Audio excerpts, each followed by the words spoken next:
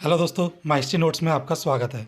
और अगर आप मेरे पेज पर नए हैं तो मेरे चैनल को सब्सक्राइब जरूर कर दें ताकि आने वाली वीडियो की अपडेट्स आपको मिलती रहे। तो दोस्तों, आज का जो हमारा टॉपिक है वो है मकरेकर्स। तो सबसे पहले मैं आपको ये बता दूं कि मकरेकर्स थे कौन।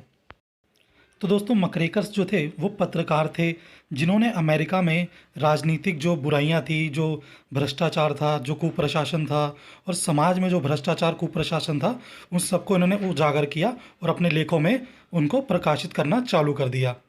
और इसका परिणाम क्या हुआ कि वहाँ अमेरिका में उस समय राजनीतिक और सामाजिक सुधार देखे जाने लगे। तो चलिए आगे डिटेल में पढ़ते हैं। संयुक्त राज्य अमेरिका में प्रगतिशील युग के दौरान मकरेकर्स वह पत्रकार और लेखक थे जिन्होंने राजनीतिक, व्यवसाय और समाज में भ्रष्टाचार और गलत कामों को उजागर किया। उन्होंने सामाजिक और राजनीतिक समस्याओं पर प्रकाश डालकर और सुधार का आह्वान कर समकालीन समय में महत्वपूर्ण भूमिका निभाई। मकरेकर्स आमतौर पर पत्रिकाओं या समाचार पत्रों के लिए काम करते थे और घोटालों और अन्याय को उजागर करने के लिए पत्रकारिता का इस्तेमाल करते थे।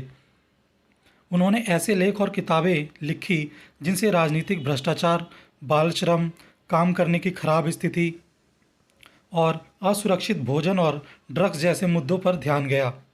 उन्होंने प्रमुख कानून के पारित होने को प्रभावित किया, जिससे श्रमिकों और उपभोक्ताओं के लिए सुरक्षा को मजबूत किया। मकरेकर्स शब्द 1906 में लोकप्रिय हुआ था, जब थियोडोर रूजवेल्ट ने अपने भाषण में कहा था कि मुख रेख वाले पुरुष अक्सर समाज की भलाई के लिए कार्य करते हैं। यह वाक्य उन पत्रकारों और कार्यकर्ताओं को संदर्भित करता है जो सरकार और बड़े व्यवसाय में मौजूद भ्रष्टाचार को सतह पर लाते हैं। मकरेकर्स के लेखों की शुरुआत गृह युद्ध के बाद से ही शुरू हो गई थी। गृह युद्ध के बाद युग के सबसे बड़े शहरी घोटालों में से एक 1871 में विलियम एम ट्वीड का भ्रष्टाचार और रिश्वतखोरी का मामला था, जिसे समाचार पत्रों ने उजागर किया था। लिंकन स्टीफेंस ने अपने लेख tweed days in Stephen Louis में उनके भ्रष्टाचार को उजागर किया। स्टीफेंस ने इसके बाद the shame of the cities नामक पुस्तक लिखी और उसमें राजनीतिक भ्रष्टाचार को उजागर किया। व्यक्तिगत पत्रकारिता और पत्रकारिता के युग के पत्रकारों ने अपने खोजी लेखों के माध्यम से ख्याति प्राप्त की, जिसमें गलत कामों को उजागर करने वाले लेख भी शामिल थे। पित्त पत्रकारिता में सूचना या समाचार जनता के सामने सनसनीखेज बनाकर प्रस्तुत किया जाता था और पित्त पत्रकारिता के माध्यम से ही मकरेकर्स पत्रकारों के लेख अधिक प्रचलित हो गए, जिस कारण इनके लेखों की प्रतियां अधिक मात्रा में बिकने लगी। न्यूयॉर्क ट्रिब्यून के जूलियस चैम्बर्स को मूल मकरेकर्स माना जा सकता है। चैम्बर्स ने 1872 में ब्लूमिंगडेल इंसेन असाइलम की एक पत्रकारीय जांच के लिए अपने कुछ दोस्तों और अपने अखबार के संपादक की मदद से खुद को इस कार्य के लिए प्रतिबद्ध किया। इसका इरादा कैदियों के साथ हो रहे दुर्व्यवहार के बारे में जानकारी प्राप्त करना था। जब ट्रिब्यून में कैदियों के अनुभवों के लेख प्रकाशित किए गए तो इससे 12 रोगियों की रिहाई हुई जो मानसिक रूप से बीमार नहीं थे। इसके बाद संस्थान के कर्मचारियों और प्रशासन का पुनर्गठन कर पागलपन के कानूनों में बदलाव किया गया। इस घटना के बाद में a mad world and it's inhabitants पुस्तक के प्रकाशन का नेतृत्व किया। इस समय के बाद से चैम्बर्स को अक्सर मानसिक रूप से बीमार लोगों के अधिकारों और उनके आवास, देखभाल और उपचार के लिए उचित सुविधाओं की आवश्यकता पर बोलने के लिए आमंत्रित किया जाता था। मकरेकर्स उस समय सामने आए जब पत्रकारिता शैली बदलाव के दौर से गुजर रही थी। पित्त पत्रकारिता के जवाब में वस्तुनिष्ठ पत्रकारिता सामने आई, जिसमें तथ्यों को बढ़ा चढ़ाकर पेश किया जाने लगा। वस्तुनिष्ठ पत्रकारिता में तथ्यों पर जोर दिया जाता था। सूचना को तथ्यों के साथ प्रस्तुत करना वस्तुनिष्ठ पत्रकारिता की पहचान बन गई। तार सेवाओं की वृद्धि ने वस्तुपरक रिपोर्टिंग शैली के प्रसार में भी योगदान दिया था। सैमुअल एस मैक्लियोर जैसे मकरेकर्स प्रकाशकों ने भी तथ्यात्मक रिपोर्टिंग पर जोर दिया। मैक्लियोर ने ही तत्कालीन अज्ञात ईडा एम टार्डवेल और अनुभवी पत्रकार तथा संपादक लिंकन स्टीफेंस जैसे प्रतिभाशाली लेखकों की तलाश की और उन्हें काम पर रखा। रे स्टैंडर्ड बेकर ने 1903 में मैक्लोर की पत्रकारिता में कोयला खदान की स्थिति, कोयले की हड़ताल और गैर हड़ताली श्रमिकों की स्थिति के बारे में द राइट टू वर्क प्रकाशित किया। कई गैर हड़ताली श्रमिकों के पास खनन में कोई विशेष प्रशिक्षण या ज्ञान नहीं था, क्योंकि वे केवल काम की तलाश कर रहे किसान थे। उनके खोजी कार्य ने उन खतरनाक स्थितियों को चित्रित किया जिसमें ये लोग खानों में काम करते थे। कुछ प्रसिद्ध मकरेकर्स में अपटन सिंक्लेयर शामिल है, जिसने उपन्यास द जंगल में मीट पैकिंग उद्योग में अस्वास्थ्यकर स्थितियों को उजागर किया। शिकागो के मीट पैकिंग उद्योग में व्याप्त भ्रष्टाचार के बारे में लेखक अपटन सिंक्लेयर ने अपने उपन्यास में दुख व्यक्त किया। सिंक्लेयर प्रगतिशील युग के सबसे प्रसिद्ध मकरेकर्स में से एक थे और उन्होंने 1905 में मीट पैकिंग उद्योग में श्रमिकों के शोषण और गलत परिस्थितियों के बारे में सार्वजनिक जागरूकता बढ़ाने के लिए द जंगल लिखा था। सार्वजनिक आक्रोश ने मांस निरीक्षण अधिनियम और 1906 के शुद्ध खाद्य और औषधि अधिनियम को पारित करने में मदद की। ईडा एम टारबेल और ईडा बी वेल्स सहित कुछ सबसे प्रसिद्ध प्रगतिशील मकरेकर्स महिलाएं थीं। ईडा टारबेल एक शिक्षक, लेखक और पत्रकार थी जिन्होंने लेखों की एक श्रृंखला प्रकाशित की। ये लेख उनकी पुस्तक the history of the standard oil company के लिए नींव बने, जो 1904 में प्रकाशित हुई थी। किताब जल्द ही लोकप्रिय हो गई और इसकी अनगिनत प्रतियां मार्केट में बिकने लगी और इसने टारबेल को खोजी पत्रकारिता के शुरुआती अग्रदूत के रूप में स्थापित कर दिया। ईडा बी वेल्स एक अफ्रीकी अमेरिकी पत्रकार और प्रभावशाली महिला मकरेकर्स थी। वह 1862 में मिसिसिपी में गुलामी में पैदा हुई थी और 1890 के दशक में लिंचिंग विरोधी सक्रियता में शामिल हो गई। 1892 में उन्होंने southern horrors lynch law in all it's phases प्रकाशित किया, जिसमें दक्षिणी अश्वेतों और कुछ गरीब श्वेतों के विघटन को विस्तृत किया गया था। नागरिक अधिकारों के शुरुआती आंदोलन में वेल्स बहुत प्रभावशाली थी और 1909 में लोगों की उन्नति के लिए national association for the advancement of coloured people के संस्थापकों में से एक थी। अन्य मकरेकर्स लेखकों में फ्रैंक नॉरिस भी शामिल थे। नॉरिस ने 1901 में the octopus a story of California नामक किताब लिखी, जिसने कैलिफोर्निया में लोगों का लाभ उठाने वाले एकाधिकार के रूप में रेल मार्गों को उजागर किया। इसके तुरंत बाद उत्तर पश्चिम में रेल एकाधिकार नष्ट हो गया। मकरेकर्स ने औद्योगिकरण से जुड़ी गरीबी और अन्य सामाजिक बुराइयों के बारे में जागरूकता बढ़ाने की भी मांग की। एक फोटो जर्नलिस्ट जैकब रील्स ने how the other half lives studies among the tenements of the New York नामक 18 पृष्ठ का एक फोटो निबंध प्रकाशित किया।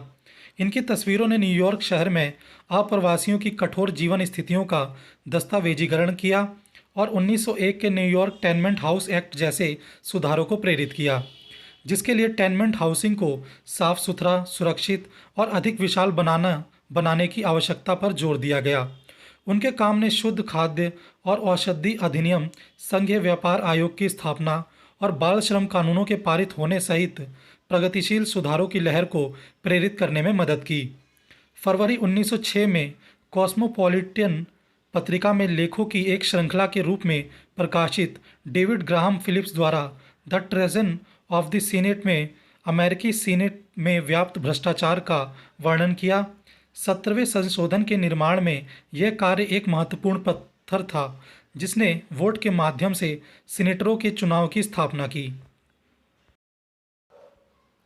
सैमुअल हॉपकिंस एडम्स द्वारा द ग्रेट अमेरिकन फ्रॉड ने अमेरिका में पेटेंट दवाओं के कपटपूर्ण दावों का खुलासा किया। यह लेख उन कई झूठे दावों पर प्रकाश डालता है जो दवा कंपनियां और अन्य निर्माता अपनी दवाओं पर करते थे।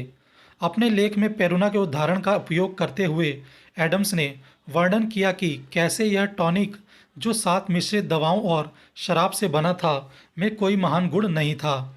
मैन्युफैक्चरर्स ने इसे घटिया दामों पर बेचा और इस तरह बेहिसाब मुनाफा कमाया। उनके काम ने कई अन्य पेटेंट और औषधीय कंपनियों की धोखाधड़ी योजनाओं पर कार्रवाई करने के लिए मजबूर किया। हालांकि सभी मकरेकर्स लेखक नहीं थे। थॉमस नास्ट को अमेरिकी राजनीतिक कार्टून के पिता के रूप में जाना जाता है, जिन्होंने 19वीं शताब्दी के दौरान दास्ता और राजनीतिक भ्रष्टाचार की आलोचना करने वाली व्यंग्यात्मक कला बनाई थी। नास्ट का जन्म 1840 में जर्मनी में हुआ था, लेकिन जब वह 6 साल के थे तब उनका परिवार न्यूयॉर्क शहर चला गया। उन्होंने अपना पहला चित्रण कार्य तब शुरू किया जब वह सिर्फ 15 वर्ष के थे और बाद में वह हार्पर वीकली के कर्मचारियों में शामिल हो गए। वहां रहते हुए उन्होंने भ्रष्टाचार के खिलाफ धर्म युद्ध का नेतृत्व किया। राष्ट्रपति विलियम हॉवर्ड टॉफ्ट के अधिक रूढ़िवादी शासन के दौरान मकरेकर्स का प्रभाव फीका पड़ने लगा। इन पत्रकारों को चुप कराने में निगम और राजनीतिक नेता भी अधिक सफल रहे, क्योंकि विज्ञापनदाताओं के बहिष्कार ने कुछ पत्रिकाओं को दिवालिया होने के लिए मजबूर कर दिया। उनके विरोध ने शहरों, व्यापार, राजनीति और अन्य सुधारों द्वारा देश को बदल दिया गया था। स्टैंडर्ड ऑयल जैसे एकाधिकार टूट गए और राजनीतिक मशीनें बिखर गई। मकरेकर्स द्वारा उजागर की गई समस्याओं का समाधान किया गया और इस प्रकार उस युग के मकरेकर्स की अब आवश्यकता नहीं थी। फ्रेड जे कुक के अनुसार मकरेकर्स की पत्रकारिता का परिणाम मुकदमेबाजी या कानून के रूप में देखने को मिलता है, जिसका स्थायी प्रभाव पड़ा, जैसे कि तेल उद्योग पर स्टैंडर्ड ऑयल के एकाधिकार का अंत, 1906 के शुद्ध खाद्य और औषधि अधिनियम की स्थापना तथा संयुक्त राज्य अमेरिका में पहला बाल श्रम कानून। उनकी रिपोर्टों ने शहर और राज्य स्तर के साथ साथ कांग्रेस में रिश्वतखोरी और भ्रष्टाचार को उजागर किया, जिसके कारण चुनाव परिणामों में सुधार और परिवर्तन हुए। इसे शायद ही एक दुर्घटना माना जा सकता है कि मकरेकर्स का उत्कर्ष अमेरिका के सबसे जोरदार अवधियों में से एक के साथ मेल खाता है। देश के लोग भ्रष्टाचार और गलतियों के प्रति सचेत हुए। यह मकरेकर्स थे जिन्होंने उन्हें सूचित किया और उन्हें जगाया। परिणाम प्रगतिवाद की महान लहर में दिखाई दिया और कानून के उल्लेखनीय विस्तार में सुधार हुआ, जिसने 1913 से 1917 तक वुड्रो विल्सन के पहले प्रशासन को चिन्हित किया, जिसके लिए मकरेकर्स ने रास्ता बनाया था। अमेरिकी संविधान के 17वें संशोधन द्वारा सीनेटरों के चुने जाने के तरीके को बदलने के लिए मकरेकर्स जांच का उपयोग किया गया और सरकारी एजेंसियों को निगरानी कार्यों को करने के लिए प्रेरित किया गया। अमेरिका के इतिहास में प्रगतिशील युग गहन सामाजिक और राजनीतिक सुधार का काल था। सुधारकों ने भ्रष्टाचार को उजागर करने, अनुचित व्यवसाय प्रथाओं को खत्म करने और समाज में सुधार करने के लिए संघीय सरकार की शक्तियों का विस्तार करने की मांग की। प्रगतिशील सुधारकों ने सामाजिक बुराइयों को दूर करने के लिए सरकार में विश्वास साझा किया। इस युग ने श्रमिक संघों के उदय को देखा, जिन्होंने शक्तिशाली व्यवसाय, कॉरपोरेट और बैंकिंग मैग्नेट के खिलाफ श्रमिकों के हितों को बढ़ावा देने की मांग की। इस अवधि में अन्य समूहों ने न केवल श्रम के लिए बल्कि महिलाओं, बच्चों, उपभोक्ताओं और प्राकृतिक पर्यावरण के लिए भी सुरक्षा की मांग की। मकरेकर्स के प्रयासों ने जागरूकता और उत्तरदायित्व की एक बड़ी भावना पैदा करने में भी मदद की और उन्होंने आधुनिक खोजी पत्रकारिता का मार्ग प्रशस्त किया। कुल मिलाकर प्रगतिशील युग के दौरान जनमत को आकार देने और सामाजिक और राजनीतिक सुधारों को बढ़ावा देने में मकरेकर्स ने महत्वपूर्ण भूमिका निभाई। तो दोस्तों, इसी के साथ हमारा ये टॉपिक भी समाप्त हुआ। तो चलिए मिलते हैं नेक्स्ट टॉपिक में, और इसे देखने के लिए आपका बहुत बहुत शुक्रिया।